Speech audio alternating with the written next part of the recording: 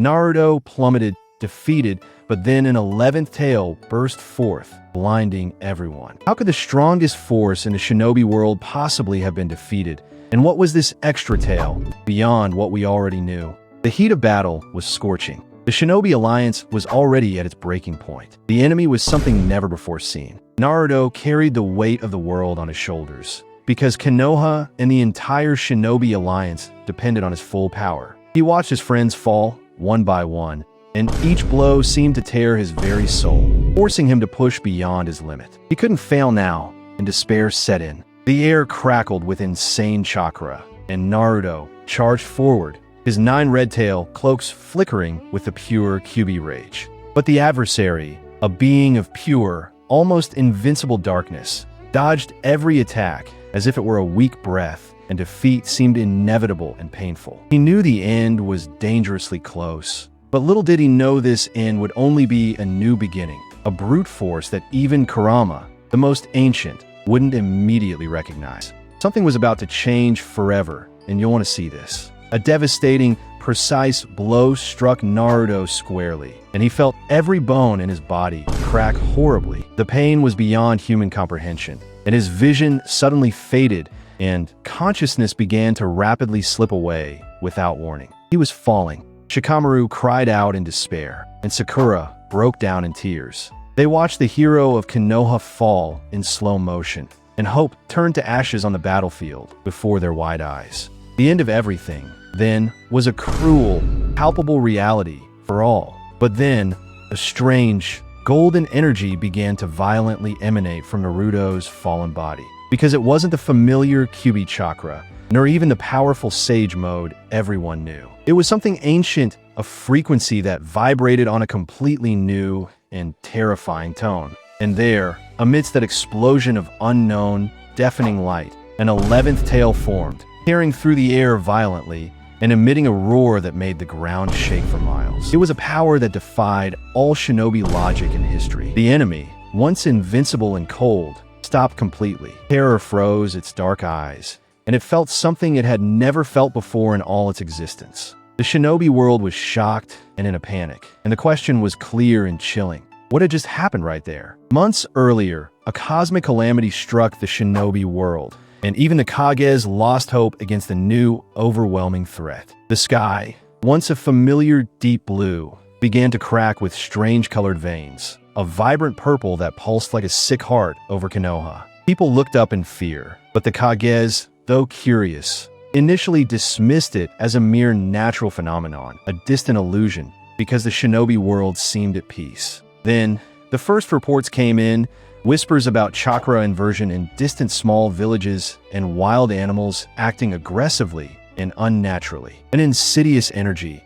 unlike any other ever felt, pervaded the air, because something was approaching, and not even the most experienced Sannin predicted what was coming. Fear turned to panic when entire villages vanished, swallowed by dimensional fissures that opened and closed in seconds, leaving behind only an absolute void and a frigid air. It wasn't jutsus, nor bijou, much less rogue ninjas. It was something incomprehensible, an overwhelming power that defied the very essence of existence. Kakashi, the 6th Hokage, felt the weight of the world on his shoulders and called an emergency Kage summit. Gaara, Mei, Inoki, and even Sasuke, now a recluse, sat at the table, their faces etched with a concern they had never shown before. This thing, it has no form. Reikage growled, his voice deep with frustration. My tracking ninjas can't detect it because it simply appears and vanishes, leaving a trail of destruction that not even brute force can stop. The Tsuchikage Inoki,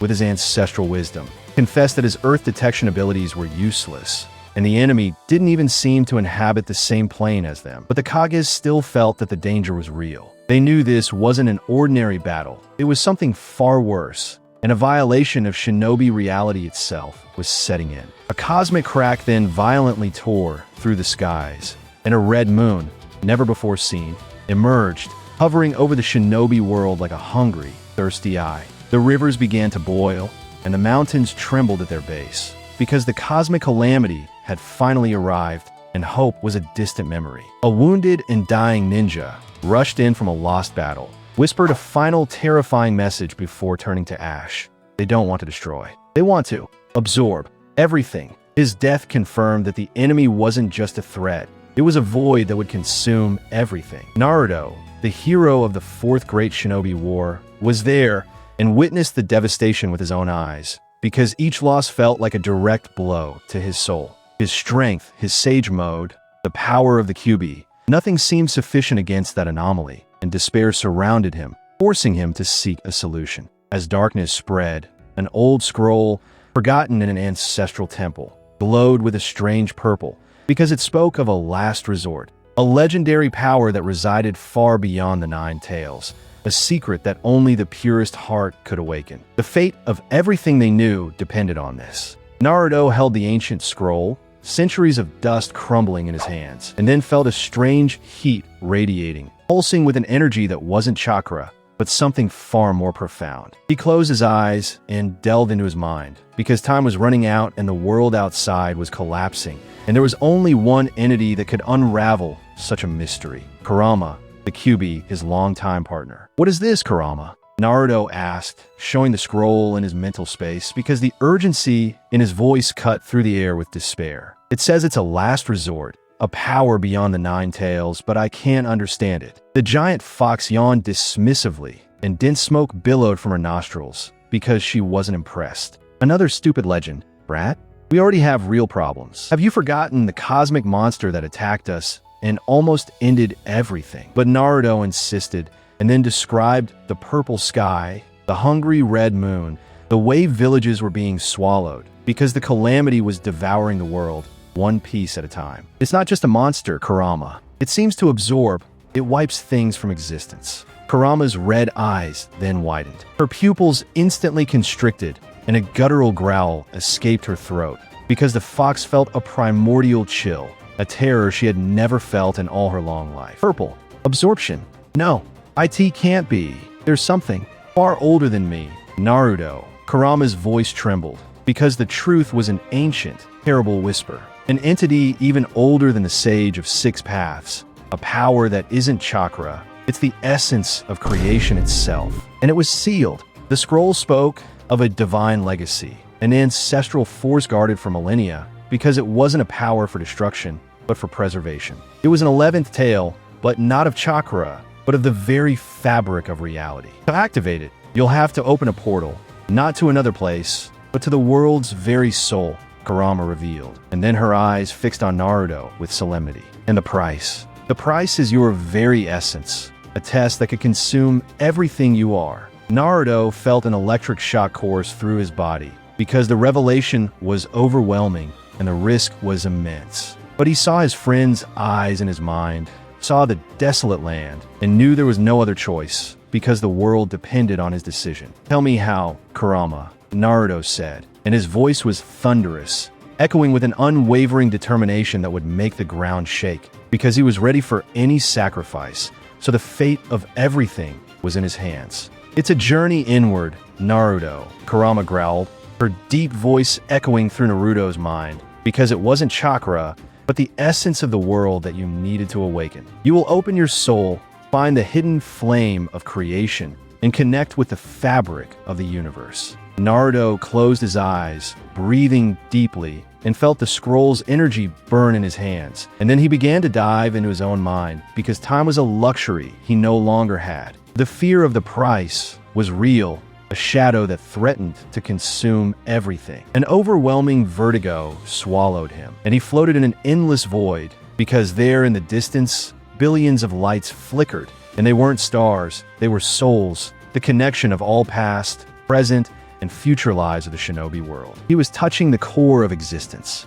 Meanwhile, outside, the cosmic enemy, a twisted mass of pure darkness, delivered a brutal blow against the already weakened Shinobi Alliance. Screams of pain tore through the air, because hope faded with each attack, and the world was on the verge of complete collapse. In the mental plane, Naruto felt the impact, an electric shock that threw him back, because the pain was overwhelming, and the reality of the outside world invaded his inner sanctuary. He was falling, and his friends were in danger, and the connection was almost breaking. But then a golden, pure, and vibrant energy core exploded within his chest. because it wasn't chakra, but the essence of existence itself, a primordial power that pierced the void and radiated outward, enveloping him in a burning light. With a roar that made the universe itself tremble, the 11th tail erupted from Naruto's body. It wasn't fur or chakra, but condensed light, a golden cloak that seemed to tear the very fabric of space-time with a divine, terrifying force. The enemy stopped. Its existential void felt a chill for the first time, because that light wasn't just power, it was the very antithesis of its nature, a force of creation that confronted it directly, and pure terror froze its movements. The golden tail whipped through the air and didn't strike, but enveloped the enemy in a vortex of light. The being of darkness wasn't destroyed, but erased, dissolved, as if it had never existed, leaving behind only a terrifying silence and a scent of ether. Naruto stood tall. His form was the same, but his eyes, once blue as the sky, now shone with an ancient, impersonal golden glow. An unprecedented power, a new level of existence, had been awakened, and he was no longer the same. The Shinobi Alliance, on their knees, and even the enemy that once haunted them, were in absolute silence, shocked and terrified. They had been saved, but at what cost? What had become of the hero they knew? And was he still Naruto? The sepulchral silence swallowed the battlefield, because the cosmic enemy had vanished, without a trace, as if it had never existed. The Shinobi Alliance, once on the brink of annihilation, was now saved, but a chill ran through every ninja present. Naruto floated, his golden eyes observing everything, and his presence was terrifyingly divine. He was there, but he was something more, and the victory came with a visible price. They saw him, the hero who saved them, but they also saw an imposing deity because the old Naruto had died there, in that overwhelming moment. Terror and gratitude mingled in their hearts, and that power, even while saving the world, was something they didn't understand. The fear of his magnitude settled in, and uncertainty hung in the air. Sakura took a step forward because her heart yearned for her friend, but stopped abruptly, feeling an invisible barrier of energy. Shikamaru, with his ever-sharp mind, realized the cruelty of the situation,